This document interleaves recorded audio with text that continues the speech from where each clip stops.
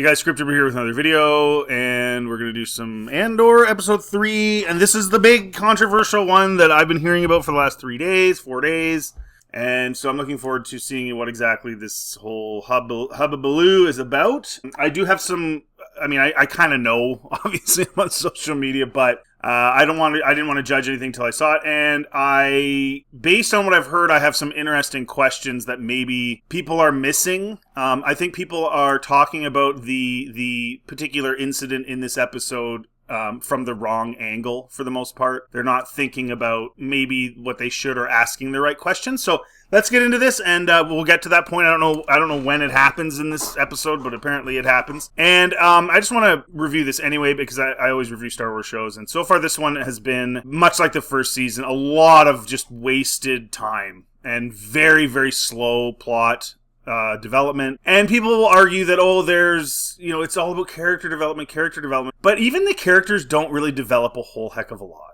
I don't see any of them really changing. They talk and act basically the same way so far, even through from season 1. There hasn't really been any change, really. So I'm not really buying that argument. It's a lot of melodrama and unnecessary stuff. That's what I see. Make your argument in the comment section if you think that there's a character that's just gone through some sort of huge development. I'll give you a perfect example. Sirill was really enthusiastic when he was the security guy in the first season. Then he lost his job, ended up being a paper pusher for whatever, some investigative thing, almost like the FBI, I guess. And now here he is a year later. The first time you see him, he's talking to his intern about how important his job is, and he's so passionate about his job. So losing his job did not impact him. He still has the same passion for his new job. He's still the exact same character he was in episode 1. He's just now working for a different outfit. So, hey, correct me if I'm wrong. If you can show me one of the characters that's had some sort of massive development, let me know, because I see none. I just see a lot of melodrama, a lot of wasted time, and a show that really should be about a third of how long it is. Anyway, let's get into it. Okay, so it starts off with Andor getting out his, like a receiver, but it's a signal thing. He's going to send a signal to Luthen's assistant. Again, it's all very predictable. And she went back to the store, and they have a special communication thing there that's hidden underneath the desk. She pulled it out at the end of the last episode. Now he's in the TIE fighter that he took. He is going to send the signal telling her what's going on with him, because they need to know, because Luthen is the one who organized his mission to send a guy who can't fly a TIE fighter to fly a TIE fighter. And so he pulls wiring out, and I guess he's going to hook that up to his receiver, touches the two wires together, and then the ship goes spinning all over the place like when you let air out of a balloon. I think that would have hurt him, wouldn't it? He wasn't in his seat. He wasn't strapped in. He should have a broken neck. Like, imagine if you were in a vehicle flipping over and over and over and over. But actually, it'd be even worse than the TIE fighter because there's just so much space to go flopping and flying around in. I don't know if they were trying to be funny there, but that was just kind of weird. Like, he should be, really badly injured after that. That was really weird. Does anyone else find that strange? Why they had the TIE fighter flipping around? What was the point? Yeah, anyways, it's really weird. Oh, look, so they do have... they have aliens on this planet, but they literally look like old, ugly, I don't know. They look like men, like small guys. Small, ugly farmer men. But there we go. So we got a couple of aliens, even though they literally just look like little guys, little humans, little ugly farmer humans. Like I said about episode 2, I expected aliens that, offer something more than a regular person would. Not these little guys. I expected some huge alien that can move giant bales around, or an alien with multiple limbs that can grab harvest stuff faster or do stuff quicker. It's just a child actor with a mask on. It's not really that elaborate, but whatever. And then in classic Gilroy fashion with this show, we have to do the really slow, long zoom in that takes 30 seconds of screen time. We did it at the beginning, right? The slow, long zoom in on Andor in the TIE fighter. He adds a minute of screen time for every 2 minutes of what's happening in the show, just with his panning shots. It's just, that's what I mean, that the pacing is very slow. It's incredibly slow. Okay, so Farmer Brown just came back to tell Buddy that they're getting an inspection. So basically, 3 episodes in, finally what we all knew was going to happen. based on the trailers, that the Imperials are going to come and attack the farm. And they finally now are saying it's going to happen, but it's not going to happen until tomorrow in the show. And they're going to come and inspect, and they do some randomly, get rid of the illegals, the illegal workers. Again, like I said, my first two reviews of the first couple episodes, it's a little too close to home. It's very Trump-oriented. And the media is actually seeing that as well. MSM put out an article, "The Empire is a white supremacist organization, Star Wars show to take on Trump 2.0. And I got those vibes when I was watching the first two episodes, that there was an underlying theme of trying to make the Empire like Trump. It's one thing to say, okay, well, the United States is the Empire and Vietnam is the rebels. But this is getting pretty specific. That was a geopolitical inspiration for Star Wars for George Lucas, right? But this is a little more detailed. Even the fact that Palpatine wants, quote, energy independence, they talked about in the first episode. That's something Trump's talked about many times. I personally don't think that's a bad thing. Why would you want to rely on foreigners for your resources? But whatever, that's just me. But they drew that comparison. They're doing the whole illegal alien thing. And the media in the United States has just been pumping this whole idea of who's going to harvest the crops. And some people have said to me that how could it be based on that if this show was made before Trump was elected? And I would say, yeah, that's a fair argument. But other people see it that way in the media, clearly. And I think it's also pretty clearly, his policies haven't really changed, have they? He's been talking about this stuff since he was the president the first time. He was talking about this stuff all through Joe Biden's presidency, the problem with the border and all this stuff. So I don't think it really matters whether or not he was elected. I do think there's an underlying theme here. I don't think the MSM article is wrong. I don't know if it's necessarily right either, but you do get those vibes kind of with this show, which makes it feel, again, less like I'm getting an escape and more like I'm just being reminded of our social political situations here. And that's disappointing. Again, if it's geopolitical inspiration like George did, that's one thing. But when it's this kind of overt and specific, it does get kind of corny. It does. It just doesn't feel like a galaxy far, far away. And of course, there's almost no aliens anywhere in this show. There's been 3 total now. We had the background NPC at the wedding that I mentioned, and we've got these 2 little guys that look like just old, ugly men, ugly farmer men. So we have 3 total, all 3 of which are background NPCs. So they're talking about the wedding, and she's nervous. And then Mon says that her mom was drunk when she got married, which is foreshadowing the fact that I'm pretty sure she gets hammered, and then she's dancing around like an idiot in the trailers. How is any of this Star Wars, guys? And how is any of this character development? How is any of this character development? These long, drawn-out scenes that are completely pointless. Mon has not changed one iota. She has a singular vision, that is the rebellion. She has a singular vision, my daughter's going to marry this guy because I got money for it. All she's just doing is just giving her daughter a pep talk. And her daughter hasn't changed, has she? All these scenes? She doesn't really want to marry this guy. She's not into it. She feels like she's being forced into it. They deal with that a little bit in the last episode, or they do it in a very cringy, lame way. He wouldn't hold my hand. Is this Star Wars? Is this what you want in your Star Wars? If you do, all power to you. Enjoy your Andor. But this is so far removed from Star Wars. I don't get it. Okay, now she's telling her she doesn't have to go through with the marriage. After all this. What? Oh my gosh. So Mon Mothma says, my mom got really drunk at my wedding, and I never forgave her for it, and I finally realized why she did it now. And then she's like, oh, and you don't have to marry him. So was she forced to marry who she married then as well? And that's what triggered you? It wasn't your daughter being forced to marry somebody. It was the feeling, it was your own personal guilt. Mon Mothma's not a very good person. This show has kind of confirmed that. Everything's self-serving.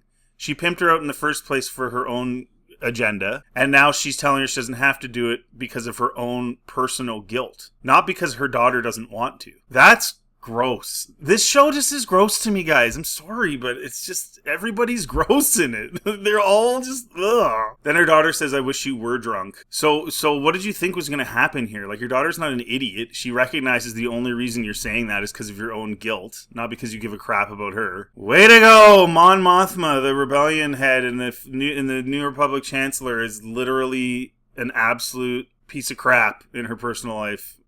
Yay! What are the guys wearing on their heads? I know it's Star Wars, but still. So much of this show, the clothing has just been like pretty normal. It's a little more elaborate in the Shangri-La scenes, but then they throw that on their heads. Okay, so like, is cutting braids like a huge thing now in Star Wars? Like, can someone tell me, like, was this always a thing, like a Chandrillian tradition? Like, is there an EU reference here? Because we know about the braids for the Padawans that George made up, and it just feels like now it's like braids. Remember in the Clone Wars, the Tarkovsky one, they had the cutting of the braid with the lightsaber. That's a cool cartoon, but there's certain things like that I think are kind of cheesy and lame. But it was a Jedi thing, right? It was a Jedi thing. Now we've got, was it Osha or May cutting her braids in the Acolyte in a very corny, cheesy way. And now we're incorporating the braid cutting into weddings. Again, it's just, the ideas are so... they're played out, and they keep reusing them and keep reusing them and keep reusing them. I don't know, whatever. I'm just glad the wedding scene wasn't super duper long. The ceremony scene, I could be wrong, maybe they'll go back to it. I was expecting like a 15-minute straight boredom, so I'm glad at least it wasn't too long.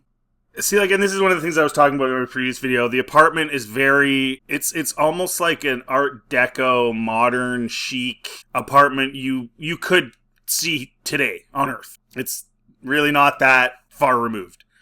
The clothing, same thing, not far removed at all. What she was wearing at the beginning of this scene was like literally like a pantsuit pants and like a shirt. Like, you could see Hillary Clinton walking around with that on. You could see any professional businesswoman walking around with that on. Same with what he's got on. On Earth, it feels so close to home. It's so difficult to escape into this show for multiple reasons that I described, but the aesthetic is definitely one of them. So Sirill's mom's back, the worst character in the history of Star Wars. Every scene she was in the first season was not only a complete waste of time, but she's so insufferable and awful. It's like, okay, you show the overbearing mother, but then you have to do 15 more scenes of the overbearing mother because we're just too stupid to understand it. But she was complaining about his career and he's useless and you need to leave the home. Okay, he doesn't live at home anymore. He's got a woman in his life. He's got his career. She's got hers. Now what's his mom going to complain about? Bring on the overbearing mother. Yay. See, like, she's already totally insufferable. Dedra goes to shake her hand. She completely ignores her. Her son asks if she wants something to drink. She completely ignores him.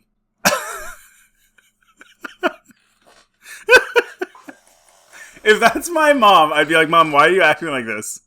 Like, what's she gonna do to him?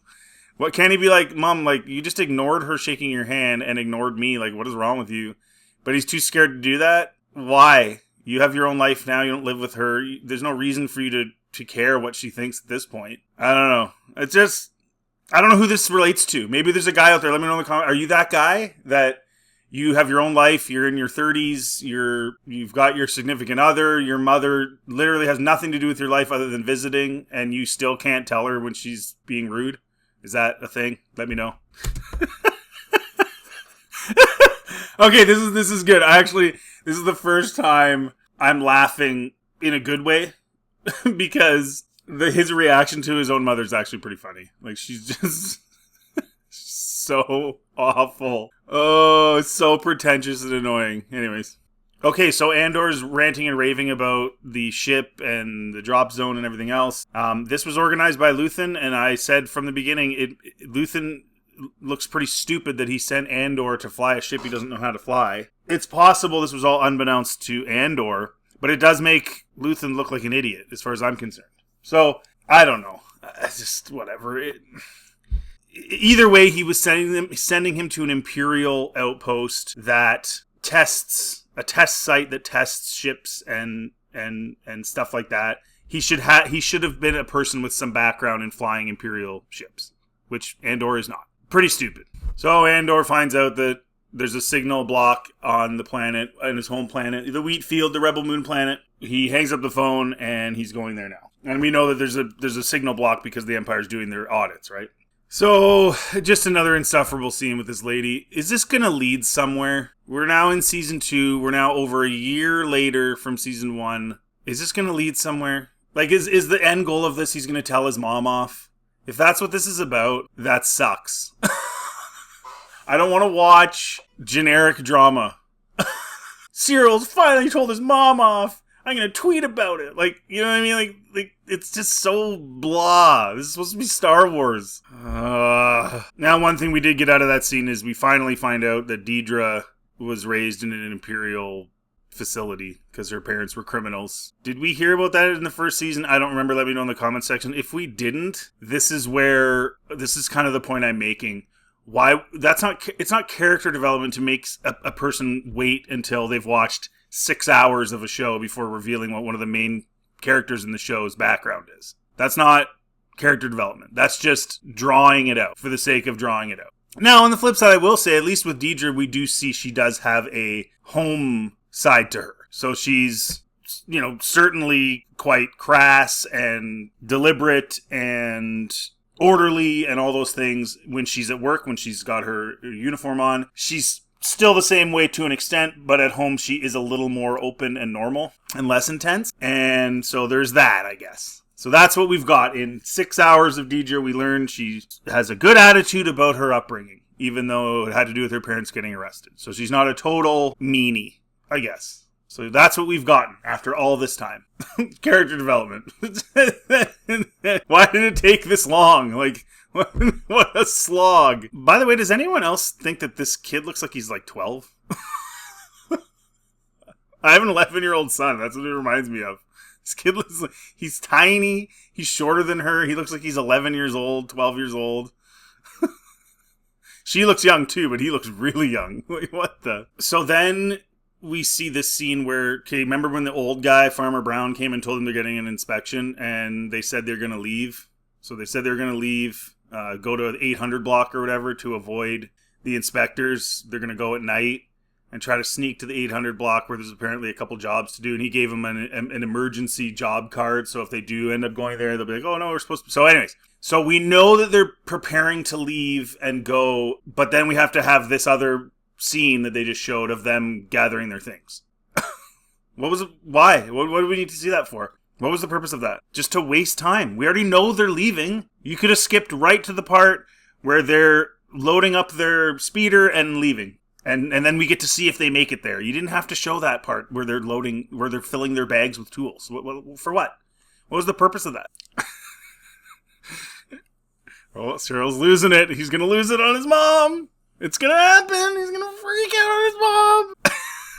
She's being awful. Oh, she's awful, man. This is the most passive-aggressive, annoying personality ever. So Sirill went to go lie in the bed, and Dedra just told off his mom in her classic Imperial way. So she went from very nice to the Imperial officer pretty quick. And now his mom's being all nice. I will say the actress that plays Dedra does such a good job of being so like unattractive as a person, and even kind of looks wise when she's like being the Imperial officer, and then seeing her as her normal self at home at the beginning of this before she lashed out at the mother defending Sirill. She's really good looking and attractive woman. Like when she smiles and is not sort of RBF. She's very attractive. So I mean, I will say, I do find her character to be fascinating, actually. She's the one character on this show that actually, I think, is pretty cool, pretty well written. Even if you think about last season, you never thought at all she would have a love interest, but with her and Sirill and what happened in the explosion and everything, and you saw at the end of last season that she showed fear and she was vulnerable. And then here, you see the other side. She's actually the one character I actually find interesting. I do. And I'm one of those purists that was like, I don't really think there should be female officers. I think it should be just Nazi style. Everything's, very cut and dry. We don't accept aliens. We don't accept POCs. We don't accept women. This is this. But her character is cool. I will say, so I'm not all negative all the time. This show is crappy, but I do like her character. How did that alien get in there? It's all a bunch of like boomer white people and like some younger folk. And then this alien. How did he get in? He's the one that was in the background in the other scenes too. He's still there. How did he get in?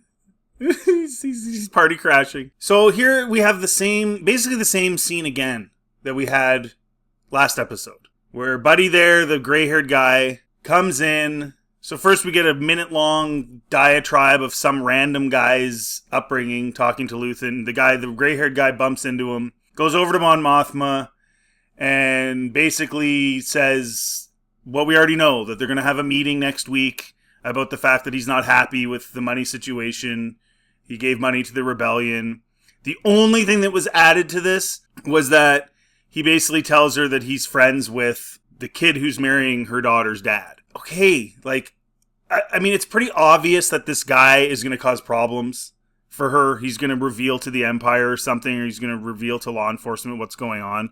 You definitely get those vibes that that's what's going to happen. Why do we need the same conversation again? We just had this conversation in the last step. We already knew they were going to have a meeting. We knew he was ticked off. We knew he was going to potentially cause problems. We knew he didn't like seeing how much money they spent on this wedding, all that stuff. It makes makes him wonder what's going on and why he lost money on his investments because of rebellion activity and all this stuff. We already knew all this. Why did we need this scene? And they even did it the same way. When she has that conversation with him in the first scene last episode, Luthen rushes over to talk to her, and they show him like looking at her, and then they're doing it again. She runs by Luthen all upset over the exact same thing that she already knows is happening, and then he's looking over and, what do I do? It's just like, we already know this. You're just repeating yourself. Repeating yourself isn't character development. Nothing changed. Mon stormed off just like she did last time. The gray-haired guy said the same stuff he said last time. Behaved the exact same way. They even did the camera angles the exact same when they were talking. This is what I mean. It's just a slog. You're just redoing crap we already know. No wonder this show was so expensive. Okay, so then they do the dance thing, right, with the daughter, the first dance or whatever. I'm thinking in my head, I'm like, okay, well, like they're gonna cut away, right? Unless there's something else that's gonna happen in this scene. They'll show the first few steps, and okay, we know they're dancing, and then they'll cut away to the next whatever's next in the show. No, we go through an entire dance number, just for absolutely no reason. Why did we need to watch that? Furthermore, the daughter's character's been very, very, very side. Like, she's like tertiary. She's way down the line. She's had a couple of scenes. Somebody let me know in the comment section, like, was Mon Mothma's daughter in Star Wars at any point? Like, does she matter in the greater story? Why do I need to see her dancing around with this kid for this length of time? Just show them start the dance and cut away. Unless there's more you're going to add at the end of the dance that makes the dance, seeing the whole dance matter. But they just cut away at the end of it anyway. So again, it's just runtime for the sake of runtime. And I don't think a lot of people that watch this show care all that much about Mon Mothma's daughter. So Mon Mothma's looking at her and her eyes are watering. Whoop-de-doo! And then she's upset and she feels guilt, so she's going to get hammered and dance around like an idiot. Is that what this is for? To prepare us for the why she got hammered? It's just, again, a 55-minute episode that probably could have been done in 25 minutes. Okay, so this would never happen. They're doing like this big goodbye between the droid, who also I think is actually kind of a cool droid, and the guy, like the owner. The guy, I can't remember his name, but whatever. I can't remember any of their names because the first season was like 3 years ago. But anyway, they're doing this big goodbye, but he's only leaving for a day or two while they do the inspection, and he's coming back. Why are they acting like he's leaving forever? No, this is not realistic. Nobody would do this. It'd be like, hey man, I gotta leave for a day or two while they do the inspection. I'll be back. Oh, okay. But they're making it like drawn out, like it was like he was like, it's gonna be this big thing. So here's the thing. I'll guarantee you that this guy dies. But even if he does die, having this big goodbye isn't realistic. This wouldn't happen. Did you see what I'm saying? Like, in realisticness, it would be like, hey man, I gotta leave for a couple days, see you in a couple days, okay, bye, and then he dies, and then the droid's upset because he never really got a good goodbye.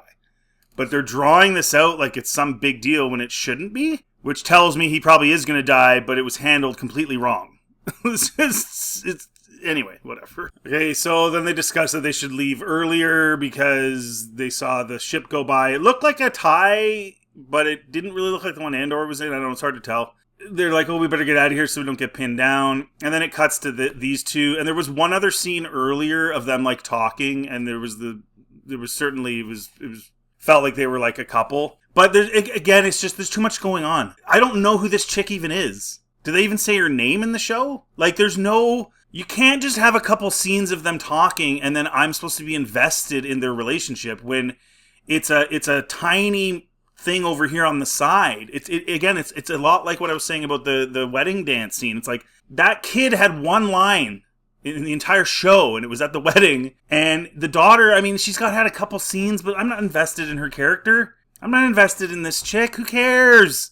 So why did you have to have Will have a love interest with her when it's meaningless in terms of the plot of the show? Meaningless. And something's going to happen, and she's going to die, and he's going to get all sad, and then it's like, oh, character development, that affected him. I don't know. Like, I just think they're doing a very flimsy job. Like, if his character development, because she's probably going to die, is he's impacted really heavily by her death, then you need to spend more time on that. You need to spend more time on that relationship to make it stick. You know what I mean? So it hits us and we're like, holy smokes, that's brutal.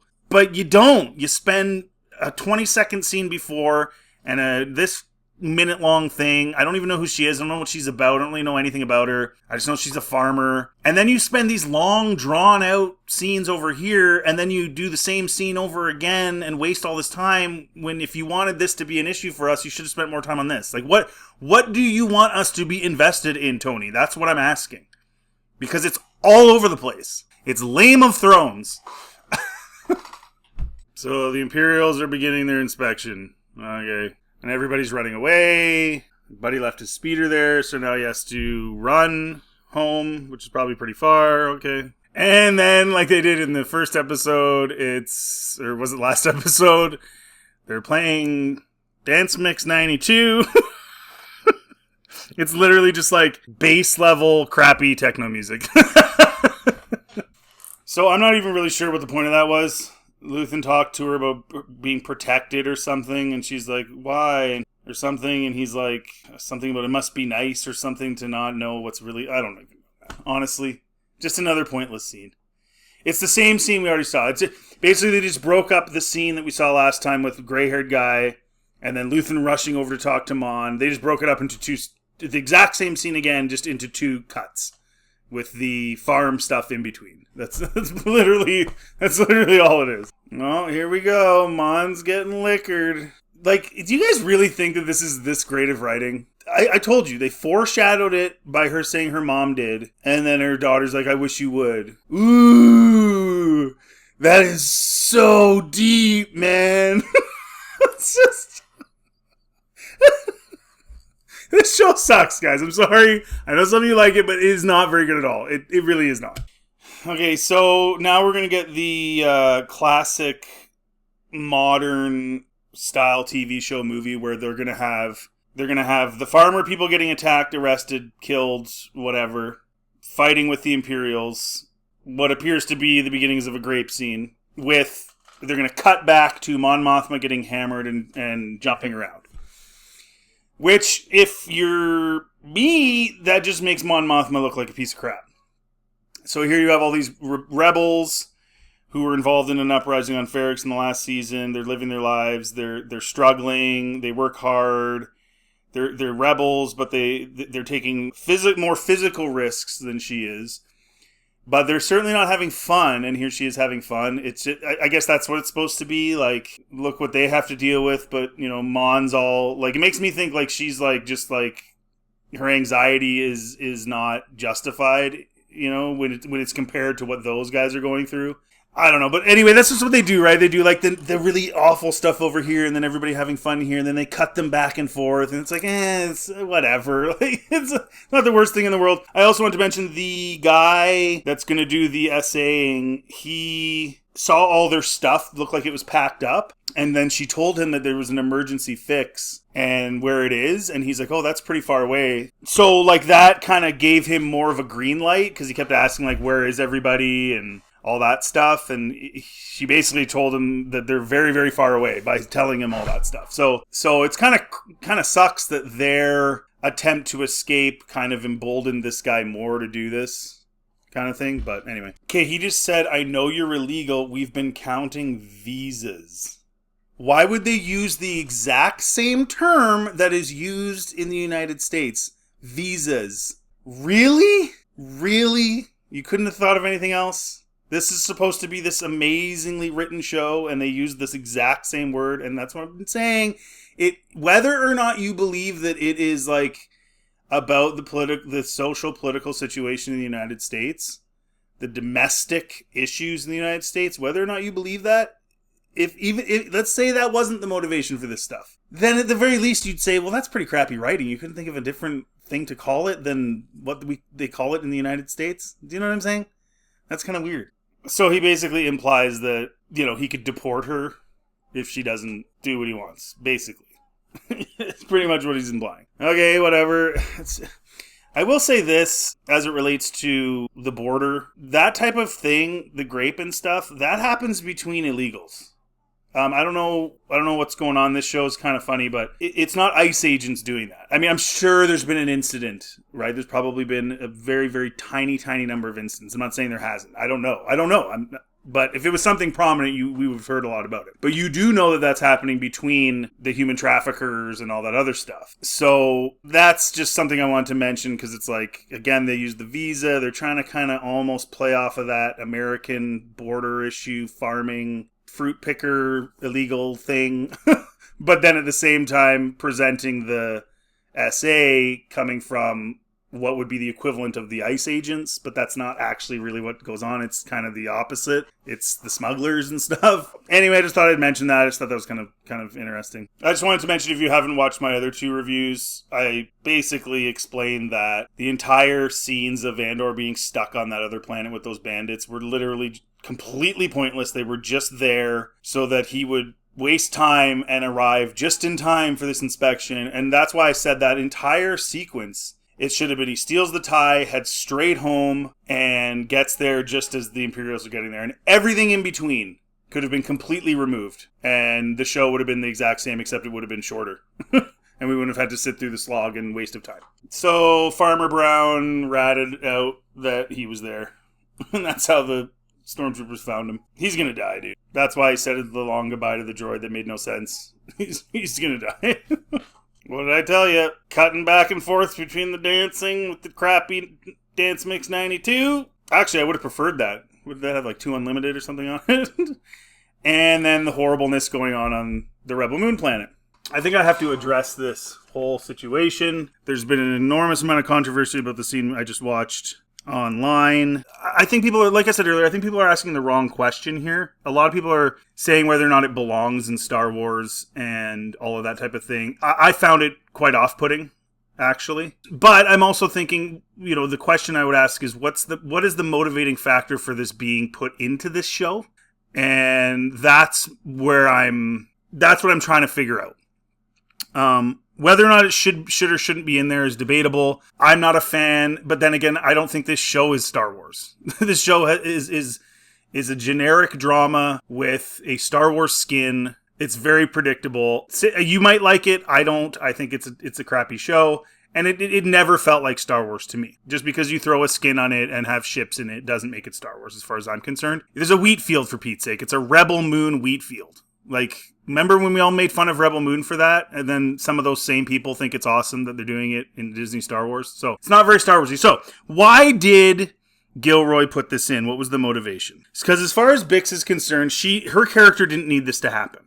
Totally unnecessary, right? Because what she went through on Ferrix and the torture that they did to her, she already has a heavy dose of PTSD. So we didn't need anything else to happen to her to accept the fact that maybe there'd be cases where she might get irrational or might have episodes or whatever, because we already know that she went through something really, really horrible.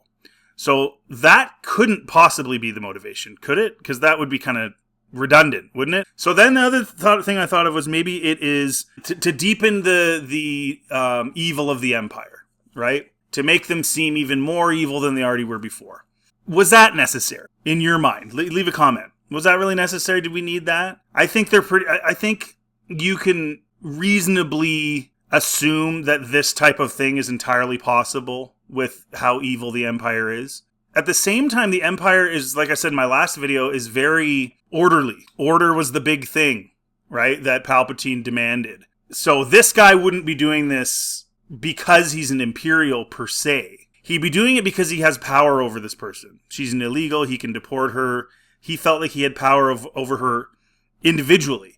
And he didn't bring any of the other guys with him. He didn't bring any stormtroopers. He brought a driver, and that was it. And the driver was supposed to stay in the vehicle. Is this really making the villainy of the Empire any worse, or is it just making the villainy of this particular individual? So in those two cases, that doesn't make sense. It's or should I better put, it's unnecessary. So that's where I'm coming from. The more I think about it, the more I think of the reason why it would even be in there makes me think it's just totally unnecessary. So whether or not it belongs in Star Wars, have that debate till the cows come home. It certainly doesn't belong in this show. It's totally unnecessary. I also wanted to check out what Gilroy had to say about it, because that's ultimately what matters. What does he say the reason for putting this in there is? And he says, I get one shot to tell everything I know or can discover, or that I've learned about Revolution, about battles, with as many incidents and as many colors as I can get in there, without having the story tip over, he said. I mean, let's be honest, man. The history of civilizations, there's a huge arterial component of it that's Grape. All of us who are here, we're all the product of Grape. I mean, armies in power throughout history have done that, committed that. So to not touch on it in some way, it just was organic and it felt right, coming about as a power trip for this guy. Okay, so for this guy, I was really trying to make a path for Bix that would ultimately lead to clarity, but a difficult path to get back to clarity. Okay, and I understand what he's saying. Like, Custer was a monster, right? He got STDs, he spread them around, he was horrible, he essayed a whole ton of native women. I understand that, but again, is it necessary in this show? That's what really matters. I think being that this is an adult show, and this is clearly not for kids, which some people would argue makes it not very Star Warsy as well, but if this is an adult show, even as an adult show, like he's saying, we know all this stuff. You know, most adults know that there have been men in power that have used that power to do vicious things like this. And not even just to women, sometimes to other men, whether it's abusing them that way or other ways. We kind of know that, so it didn't feel like, if it is an adult show, even then it's almost more so, why would you need this in there? Then he says, this is the crux of the matter right here, is the issue of Bix, because this character's long gone, he's done. He was just a plot device. So the issue is, what does this mean for her? I was really trying to make a path for Bix that would ultimately lead to clarity, but a difficult path to get back to clarity. So essentially what you're saying is, she has PTSD. We all know she has PTSD. But to make her get back to clarity, we had to have this happen? Why? If that was your argument, then it should have been followed through. She shouldn't have been able to defend herself and get away, right? If that was what you were after. Making it harder for her to get back to clarity, then the incident should have actually taken place. She should have actually, been graped, correct? So the fact that she gets away, that doesn't really change anything now. Her character didn't develop at all. It's still the same, isn't it?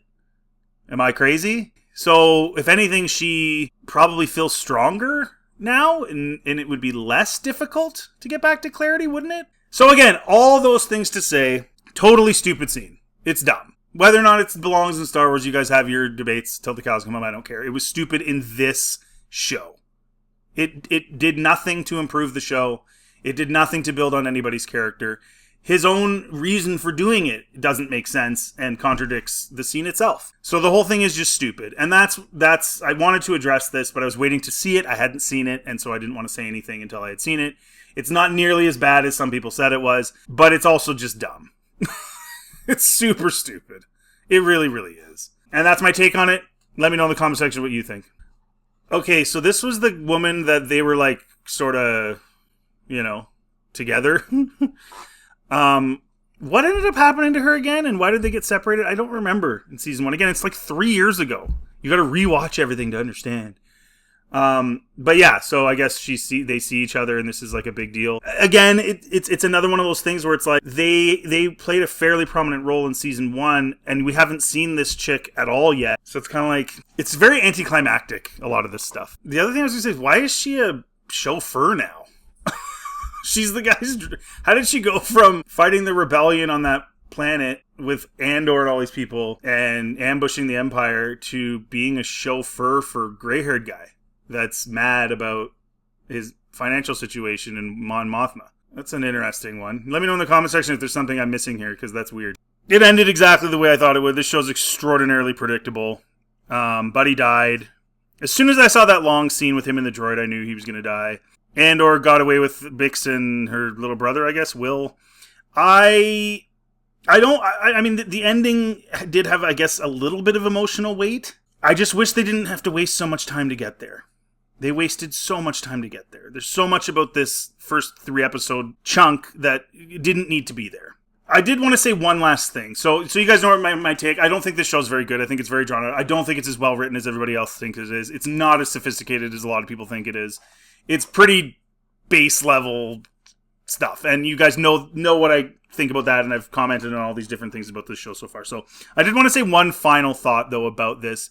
And this has to do with what I mentioned at the end of my previous video about the kind of sleaziness of Disney. You remember Zack Snyder wrote a script for Disney. Now, I'm quite certain that in those contracts, you get paid to write a script, you submit the script, and that script is now, the rights to that script are now owned and controlled by whatever studio you give them to. So Disney got his original script for Rebel Moon. And you think about this season of Andor, the poster shows the wheat field just like in Rebel Moon. You have the same exact scene where the rebel girl, Bix, and then you have the rebel in Rebel Moon looking up at the sky at the ship. You have the wheat fields. You even have in Schneider's Rebel Moon the attempted grape, right, on the one girl. And then here's Gilroy doing the same thing. This feels really sleazeball, this first 3 episode chunk. Now, obviously, they're not going to be in the wheat fields in the next episodes because they're a year later. But does it not feel a little weird and a little kind of sleazy that it looks like they clearly took aspects of Rebel Moon, pretty major ones, and threw them into this 3 episode chunk of Andor? Like, pretty brazenly, too. Like, not like a little bit. Like, a lot of those ideas. Those ideas weren't very good to begin with. So putting them into this... So all I would say is this. Those of you that like this show, can you at least admit that Rebel Moon sucks, and that taking so many aspects of Rebel Moon and implementing them into this show would also make this show kind of suck? And then on top of it, the kind of sleazeball nature of Disney doing that. Don't you think? That's my final thoughts. Please like, subscribe, always helps the channel. Feel free to check out anything else on my channel, and have yourselves a really good day.